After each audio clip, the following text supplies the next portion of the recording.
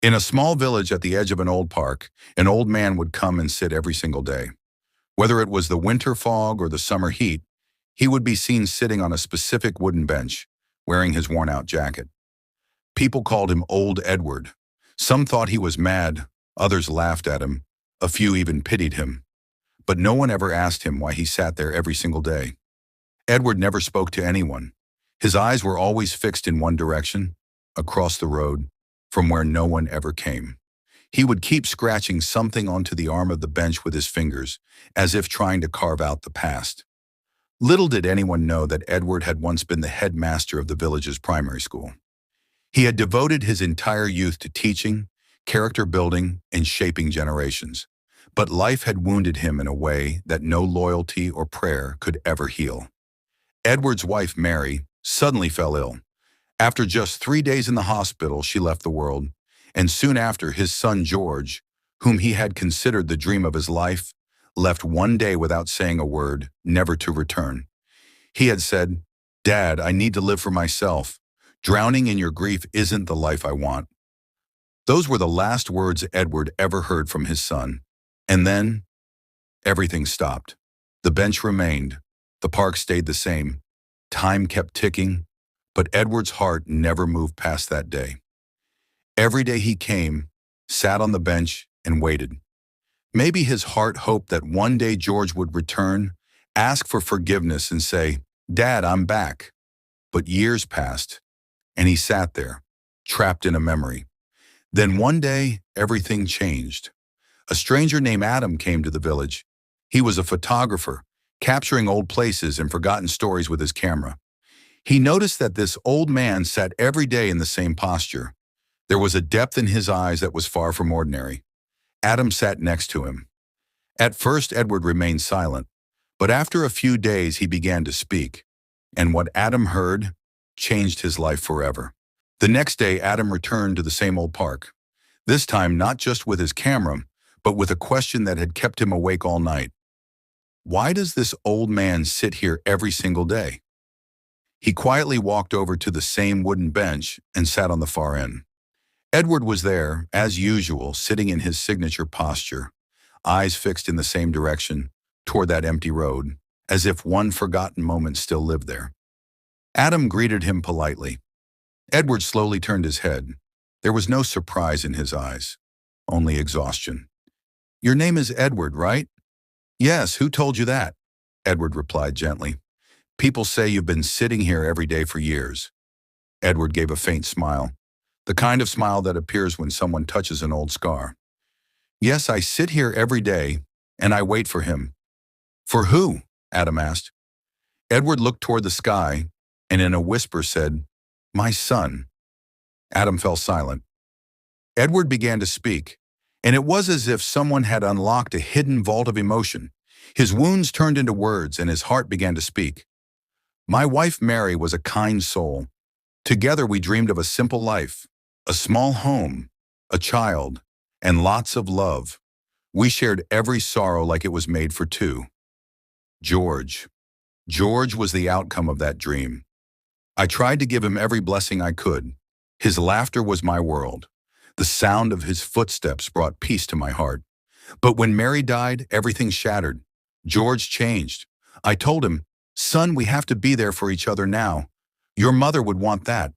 But he said, 'Dad, I can't take this anymore. This is your grief, not mine.'" Edward's voice began to tremble. He ran his hands slowly along the bench's wood, as if trying to feel the memory of time. That day, he left. No letter, no phone call, no message. Just an empty chair, an empty room, and my hollow heart. Adam's eyes welled up with tears. The first year, I kept calling him every day. On every birthday, I baked a cake, but he never came. Eventually, I covered all the mirrors in my home, because every reflection showed me only emptiness. And then I made a decision. I would come sit here, at the very place from where he once left. Maybe one day he'd return. Maybe he'd see me and say, "Dad, I was wrong. Forgive me." It's been 25 years. Edward's eyes were now silent, like a riverbed long dried out. Adam asked softly, "Do you really believe he will come back?" Edward replied quietly, "No, but my hope hasn't left me. And as long as I'm breathing, this bench, this weight, this longing will never end." Adam reached into his bag and pulled out an old map. "Sir, I travel through villages and cities across Europe, collecting stories. Yours is the most precious I've ever heard. May I take your picture?" Edward nodded, a small, knowing smile on his face. Adam took the photo, but he captured more than just a wrinkled face and an old bench. He froze in time an entire generation's story, written across the creases of sorrow and hope. That same night, Adam uploaded the photo to a global storytelling platform. Beneath it, he wrote just one line: "This man has waited for 25 years on the same bench, for the son who never returned. His name is Edward. He's not looking for sympathy. He's just holding on to hope." The image went viral. People commented from around the world. "I left my father too. I'm going to visit him today. This photo pierced my soul. My grandfather died waiting for my mother to return. This feels like my story." The next day, when Edward came to the park, someone had placed flowers on the bench. A small boy came with his mother and whispered, "Mama, is this the grandpa who waited for his son?" Edward looked at the child, and tears fell from his eyes. And now it was time for a new chapter. Adam thought to himself, if sons across the world are melting their hearts after hearing this old man's story, then maybe, just maybe, George is out there too. Somewhere, watching, scrolling, listening. Maybe the photo would reach him. Maybe he'd return. Maybe the wait wasn't in vain after all. Days passed since Adam uploaded Edward's story online, and the internet was still echoing with emotion. Thousands of people had shared the post. News outlets picked up the image of the old man on the bench, turning it into a symbol of enduring love and shattered silence. Somewhere in a bustling European city, far from the peaceful countryside, a man named George sat in his apartment, scrolling through his phone late at night. He had just returned from work, tired, hollow, and surrounded by empty walls. His hair was streaked with gray now. His life was technically successful, a high-paying job, a luxury flat, and freedom to go wherever he pleased. Yet every night, he felt the weight of something missing, something he had silenced so long ago. He almost forgot how it sounded. That night, while sipping coffee and avoiding emails, he stumbled upon a post. The headline read, "A father waited 25 years on the same bench for the son who never returned." George froze. The photo loaded slowly. There was the bench. There was the jacket. There was the posture. And there were the eyes. Those same tired eyes he once looked into before he left. His chest tightened. His hand trembled. He zoomed into the image. It was him. "Dad," he whispered to the empty room. His mind flooded with memories. The warmth of home, the silent strength of his father, the day he slammed the door and left with a bag and a broken bond. He remembered the words, harsh and final. "I need to live for me, not drown in your sorrow." He remembered his father not yelling, not crying, just standing there, alone. George buried his face in his hands and wept, for the first time in 25 years. That night he didn't sleep. He didn't eat. He only read every single comment under the photo. Every sentence felt like a slap. "If you're the son, go home. No man should die waiting like this. Whoever his son is, he must be broken inside."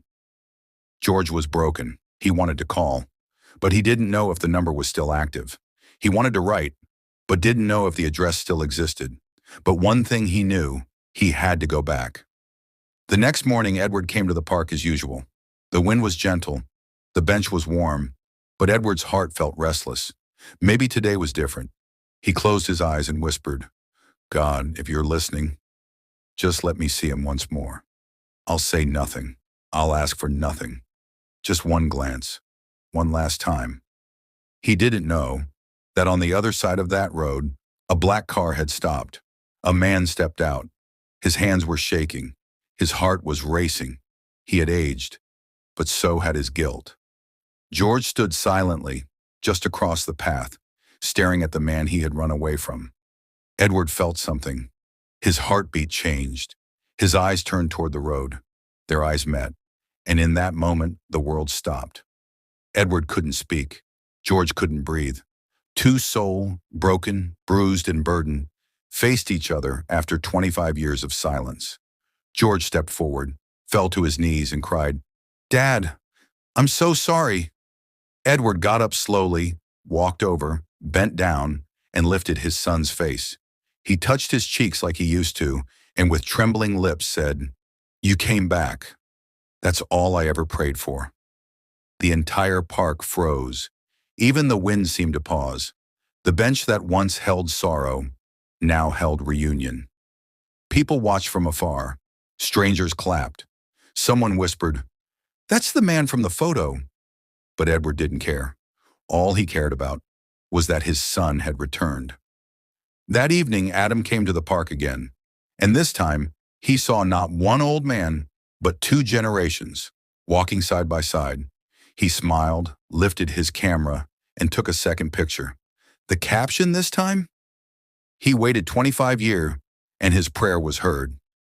Love doesn't forget, it just waits.